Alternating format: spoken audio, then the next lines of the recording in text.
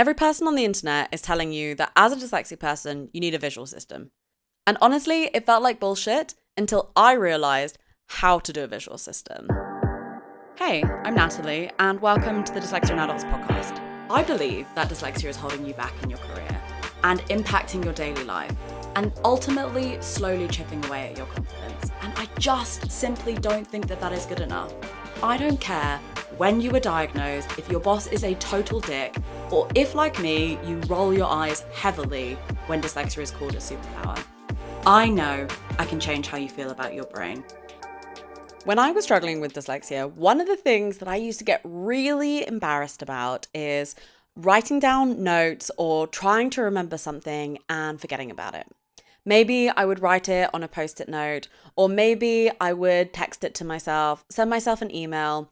Scattered around my house were random little bits of paper that I'd written down notes on. You kind of think that you've got a visual system because you've written something down. And whenever you're Googling something with dyslexia, they're saying to you, yeah, just make sure it's a visual system. But what does that really mean? What does that look like? And what actually is the best practice for remembering things and making sure that it's as visual as possible? Basically, a simple way to think about this concept is writing things down to try and remember what you said is a good concept in theory, but in practice, writing things down in lots of different places can be really confusing and leave you with the same problem. Or if we were to think about it maybe in a more visual, dyslexic friendly way, the way I was thinking about it is imagine you're a dog and you've kind of got your favorite tennis ball or you've got an idea and then you kind of bury it in the garden. You don't know where you've left the ball. You got to just try and remember where you left this note.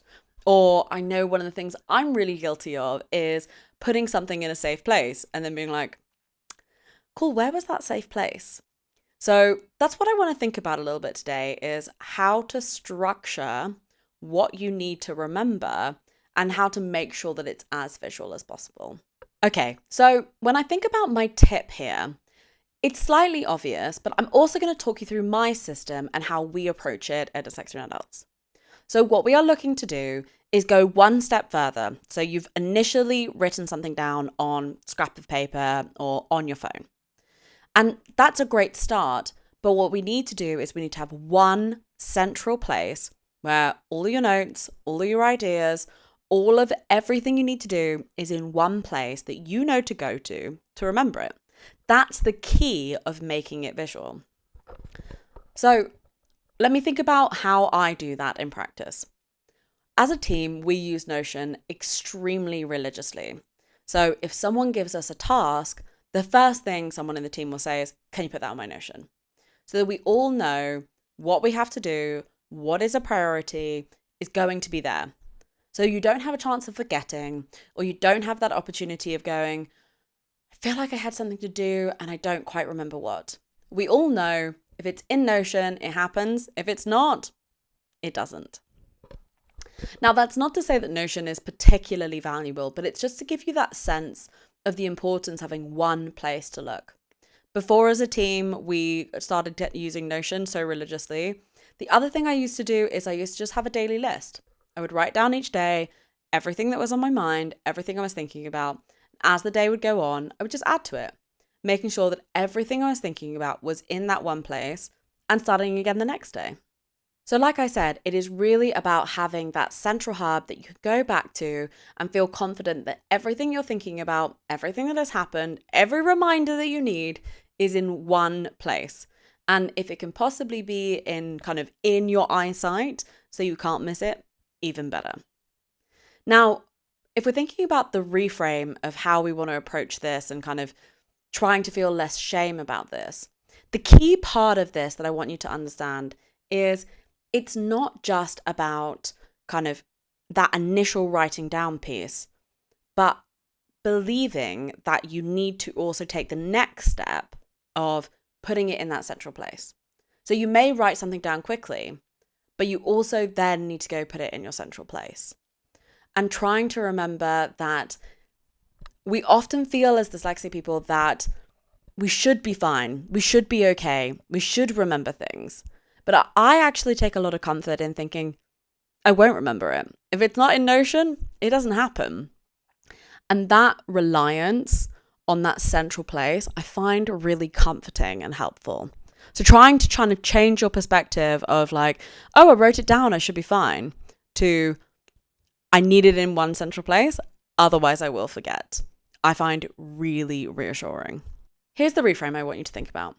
By just taking 1 or 2 extra seconds to put things in that central place will save you hours in the long run. It can feel so frustrating that we have to go that extra mile, or so annoying that maybe we won't remember those things.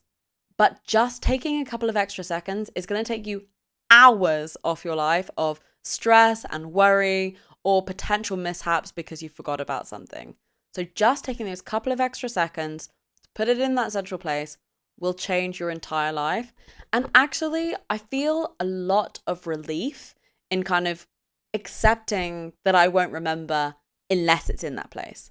And that kind of reliance on, is it in Notion, is it on my to-do list, has been the thing that has kept me much more organized and much more on it. Okay, so to recap, yes, visual systems are really useful for dyslexia, but it's more about having that one place to go and look and to remember everything that you need. And once you have that one place, it instantly becomes much, much more visual. And that has been the thing that has changed my game so much for getting all of my admin and all of my work done on time. Thank you for listening to this week's episode of the Dyslexia in Adults podcast. Whether or not this is your first listen or your 100th, I am so grateful that you decided to entrust me with this challenge. If you enjoyed this week's episode, I would really appreciate it if you could review and subscribe to the podcast because it really helps us to reach more people.